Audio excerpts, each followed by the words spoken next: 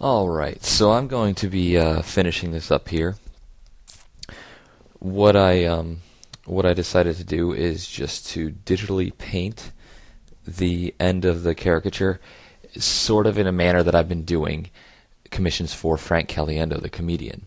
You can go to frankcaliendo.com and see some of his work. He's commissioned me to do caricatures of celebrities that he does impressions of.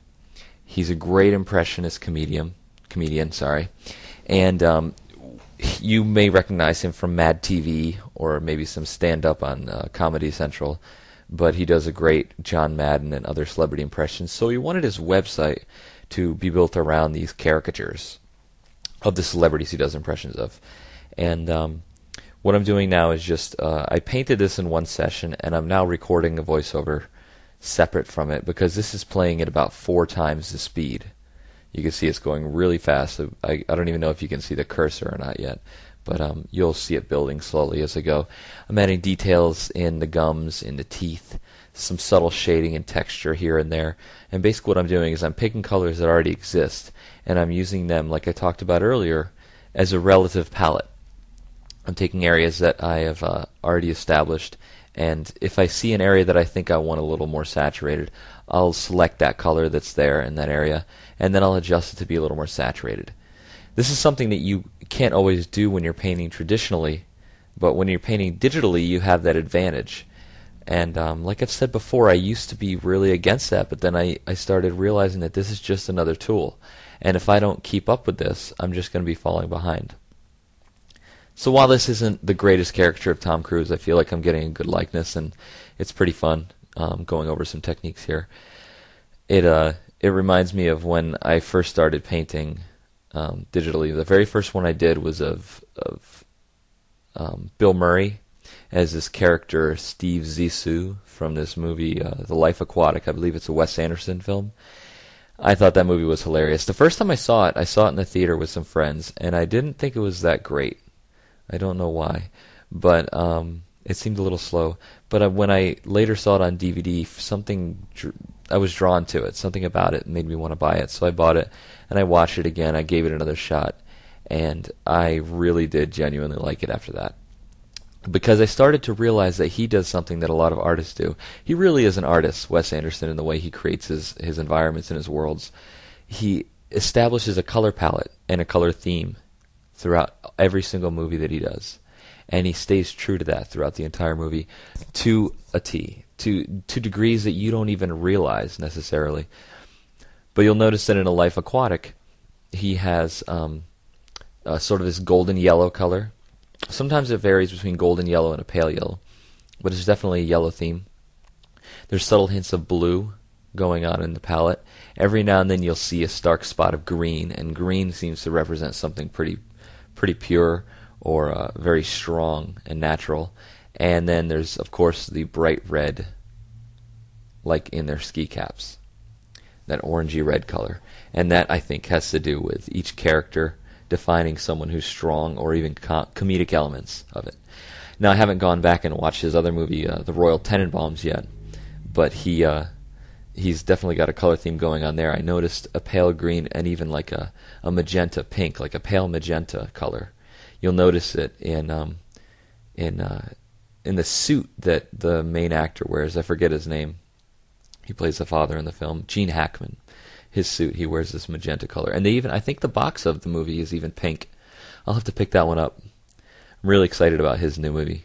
That's one thing that I really do get inspired by, is characters in movies. I often want to paint celebrities, but I don't want to just paint celebrities because I don't know them intimately, except for from their celebrity persona, which they hire so many marketing people and talent agents.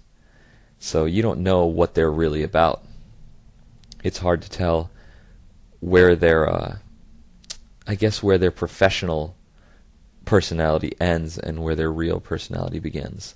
So when you see a character like Bill Murray in Groundhog Day, or Bill Murray in, let me think of something stronger, like Caddyshack, or The Life Aquatic with Steve Zissou. You see that character Steve Zissou, and they build him like an icon.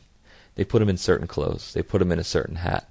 It makes it a little easier to pick up on the superficial parts of the caricature, but then it also makes it more interesting to define their character through their expression and through the environment you put them in. It's just more fun for me. That's why I think sometimes I like bands. I really enjoy the White Stripes. I think it has a lot to do with blues, but the other portion of it definitely has to do with their persona on stage. Jack White is a great guitar player, but and he's a little sloppy in his style, but I think that that's intentional. It's like a very messy painterly painter, but you can see under there's some mad skills. But I like his image, his color. He creates a great silhouette when he's on stage, and he also has a great color scheme to his outfit. So when he's playing guitar, there's a few poses that he hits. I have some paintings in mind that I want to do based on that. I think that's why Sebastian Kruger was so into painting the Rolling Stones, and he paints a lot of actors. But man, the Rolling Stones, he has books on the Stones, more than one. And I'm sure he's still painting them today. I've seen most recently this amazing painting of Keith Richards from the Stones, the guitar player. He's bent over. One leg is sticking straight out, like his knee is pressed against his chest and sticking out, and his other one is bent underneath him, propping up his body, and he's hunched way down forward, and his arms are slinked, his left arm is extended way out, and his right arm is close to his body holding the guitar, and he's playing the guitar. His hand's a little blurry. He's looking down at the guitar, so he's hunched way over, looking down, one leg sticking way out. He's wearing Chuck Taylors. He's got some leopard print silk scarf on, hanging down, and it's a landscape orientation painting. I believe the original's in acrylic and about 8 feet wide. It's huge. And it's funny because there's this little parrot sitting on his shoulder. And it was around the time, I don't know if it has a lot to do with the Pirates of the Caribbean theme, because in the third Pirates of the Caribbean movie, I know he had a quick cameo role where he played Jack Sparrow's father. He played a pirate. And he basically didn't have to change anything. He wore his clothes like he does when he's on stage. And I thought that was hilarious. But he has a parrot on his shoulder in this Kruger painting. And he's hunched way over. And I thought that was just great. I think that Sebastian is so comfortable with all of those things, with the elements of the Rolling Stones. He toured with them when he was younger, I read. So I think he knows more about them than the average person would. But that helps. That's something that he feels strongly about them. He likes them a lot. Someone like Tom Cruise, I don't know. I like his movies.